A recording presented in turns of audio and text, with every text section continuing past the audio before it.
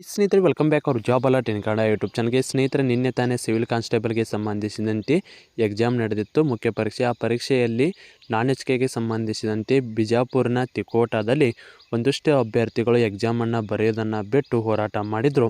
ಅದರ ಬಗ್ಗೆ ಅಫಿಷಿಯಲ್ ಆಗಿ ಇಲಾಖೆದವರು ಸ್ಪಷ್ಟೀಕರಣವನ್ನು ಕೊಟ್ಟಿದ್ದಾರೆ. ಹಾಗಿದ್ರೆ ಏನೆಲ್ಲ ಇಲಾಖೆದವರು ಅಪ್ಡೇಟನ್ನು ಕೊಟ್ಟಾರ ಬನ್ನಿ ನೋಡೋಣ. ಸ್ನೇಹಿತರೆ, ನೀವು ಇಲ್ಲಿ ನೋಡ್ಬೋದು, ಕರ್ನಾಟಕ ಪರೀಕ್ಷಾ ಪ್ರಾಧಿಕಾರದಿಂದ ಬಂದ ಅಫಿಷಿಯಲ್ ಆದ ಮಾಹಿತಿ ಆಗಿರ್ತದೆ. 2/8/2026 ಬಂದ ಮಾಹಿತಿ ಸ್ಪಷ್ಟೀಕರಣ ಅಂತ ಕೊಟ್ಟರ.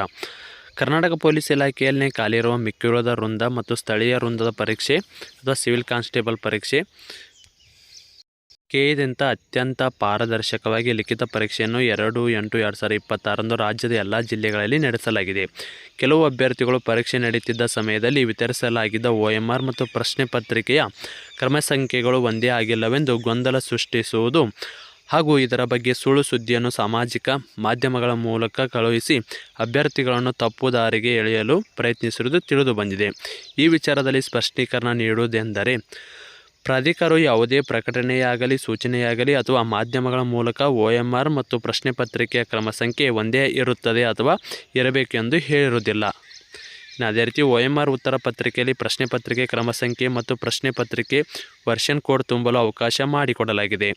OMR ಮತ್ತು ಪ್ರಶ್ನೆ ಪತ್ರಿಕೆ ಕ್ರಮ ಸಂಖ್ಯೆ ಒಂದೇ ಇರಬೇಕೆಂದು ತಿಳಿಸಿದ್ದರೆ OMRನಲ್ಲಿ ಪ್ರಶ್ನೆ ಪತ್ರಿಕೆ ಕ್ರಮ ಸಂಖ್ಯೆ ಬರೆಯಲು ತಿಳಿಸುವ ಅಗತ್ಯವೇ ಇರಲಿಲ್ಲ.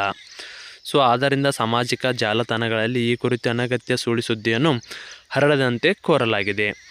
ಅಂದರೆ ಈಗ ಏನಾಗಿತ್ತಪ್ಪ ಅಂದ್ರೆ, ಆಲ್ರೆಡಿ ಇದರ ಸಾಕಷ್ಟು ಅಭ್ಯರ್ಥಿ, ಒಂದು 200ಕ್ಕಿಂತ ಹೆಚ್ಚಿನ ಅಭ್ಯರ್ಥಿಗಳು ಎಕ್ಸಾಮನ್ನು ಬರೆಯೋದನ್ನು ಬಿಟ್ಟು ಹೋರಾಟನ ಮಾಡಿದರು. ನಿಮಗೆ ಯಾರು ಮಾಹಿತಿಯನ್ನು ಕೊಟ್ಟಾರ ಹೋರಾಟ ಮಾಡೋಕ್ಕೆ? ನಾವೇನಾದರೂ ಹೇಳಿದ್ವಿ ಅಂದ್ರೆ ಕೆದವರು OMR ಮತ್ತು ಅದೇ ರೀತಿ ಪ್ರಶ್ನೆ ಪತ್ರಿಕೆ ಎರಡೂ ಕೂಡ ಒಂದೇ ಇರುತ್ತಂತ ಏನಾದರೂ ಹೇಳಿದ್ವಾ ಅಂತೇಳಿದ್ರು ಅಫಿಷಿಯಲ್ ಆಗಿ ಮಾಹಿತಿಯನ್ನು ಕೊಟ್ಟಿದ್ದಾರೆ.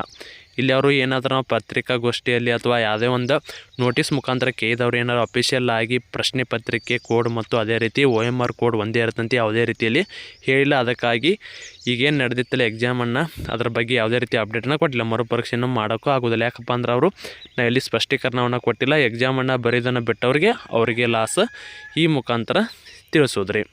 ಸ್ನೇಹಿತರೆ, ಇದಕ್ಕೆ ಸಂಬಂಧಿಸಿದಂತೆ ನಿಮ್ಮ ಅಭಿಪ್ರಾಯ ಏನಂತ ಕಮೆಂಟ್ ಮೂಲಕ ತಿಳಿಸಿ.